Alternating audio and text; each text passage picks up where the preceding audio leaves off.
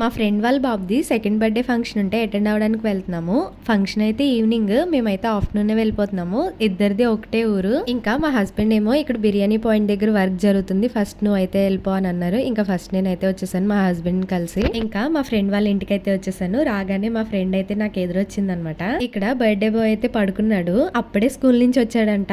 ఇంకా పడుకున్నాడు నేను వెళ్ళేసరికి. మా ఫ్రెండ్ వాళ్ళ అత్తయ్య గారు అయితే బాబుని ఎత్తుకుని తిప్పుతానే ఉన్నారు, అస్సలు దించలేదు కింద. మా బాబు కూడా ఎవరి దగ్గరికి వెళ్ళకుండా ఆవిడ దగ్గరికే వెళ్ళాడు. ఇంకా ఫైనల్ గా వాడికి ఒక బాల్, ఒక కార్ ఇచ్చి అక్కడ అలా కూర్చోబెట్టారు అనమాట. ఇంకా ఈ లోపు బర్త్డే బాయ్ అయితే లేచాడు. అసలు ఏమీ మాట్లాడట్లేదు, హ్యాపీ బర్త్డే చెప్తున్నా రియాక్ట్ అవ్వట్లేదు. అప్పుడే పడుకుని లేచాడు కదా. వీడియో ఆన్ చేస్తే లైక్, షేర్, సబ్స్క్రైబ్ చెప్తాడంట. వీడియో ఆన్ చేస్తే మాత్రం ఏమీ మాట్లాడలేదు. ఇంక ఇక్కడ డెకరేషన్ గురించి అయితే డిస్కస్ చేసుకుంటున్నారు.